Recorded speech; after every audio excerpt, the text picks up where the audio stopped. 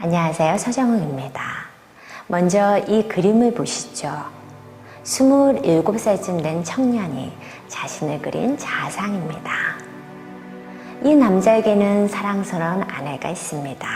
그리고 에밀이라는 예쁜 아이도 있습니다. 생활 형편도 남부럽지 않습니다.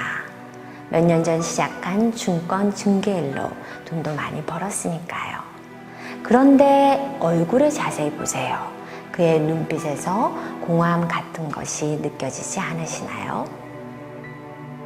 이 남자는 지금 고민에 빠져 있습니다.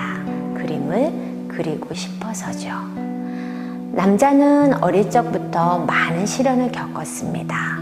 파리에서 태어나자마자 아버지를 따라 페루로 이주하는 도중 아버지를 잃고 6살 때 다시 프랑스로 돌아오나 형편이 너무 어려워 17살부터 외항선을 탈 수밖에 없었습니다. 그러던 중 어머님은 돌아가시고 다행히 25살에 결혼을 하여 이제야 좀 안정된 생활을 할 수 있게 된 거죠. 그런데 그림이 그리고 싶어진 겁니다. 당연히 부인은 반대하겠죠.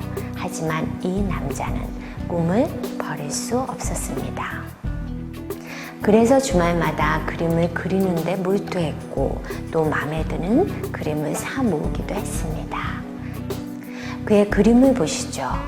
아직은 그다지 인상적인 그림들이 아닌 것 같습니다. 그런데 뛰어난 화가 까메오 피사로는 이 남자의 재능을 알아보았습니다. 30대 중반 무렵 이 남자는 결심을 합니다. 화가가 되기 위해 모든 것을 희생하기로. 지금 보시는 그림은 그때쯤 그가 그린 자상입니다. 그의 눈빛에서 어떤 결의가 느껴지지 않으십니까? 그 남자는 파란만장한 생을 화가로 살며 수많은 걸작을 남겼고 마티스, 피카소, 뭉크 그리고 후세 추상주의 화가들에게 영향을 미쳤습니다. 그의 이름은 폴 고갱입니다.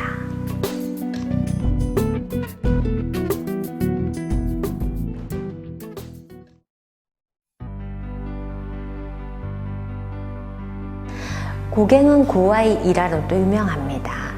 이 자상은 고갱이 고우에게 선물한 그림입니다. 고우도 화답으로 자상을 보냈습니다. 이 그림입니다. 고우는 이 그림에서 자신을 수도하는 승려로 그려놓았습니다. 비교가 되시나요? 또한 고우는 고갱을 사랑하는 마음에 그를 위해 해바라기도 많이 그렸습니다. 내성적이었던 고우에게 있어서 항상 거침이 없었으며 세상 경험도 많았고 자신감 넘쳤던 고갱은 멋진 친구였습니다. 고우는 고갱이 늘 자기와 함께 하기를 원했죠.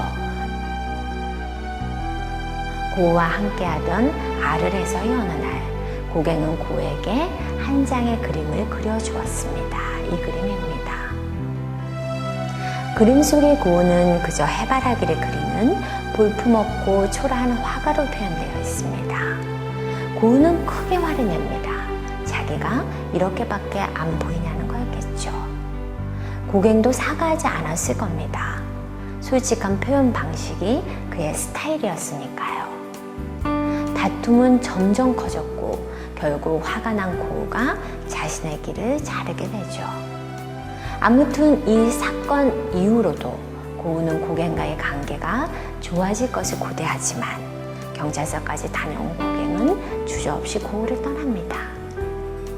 처음부터 고갱은 아니다 싶으면 망설임 없이 자기 길로 가는 성격이었죠. 반면에 고우는요. 마음의 상처를 입은 자신을 주체하지 못해 정신병원에 가게 되죠. 고갱은 언제나 스스로 위대하다고 생각하였습니다. 그리고 자신은 천재라는 신념을 갖고 있었습니다.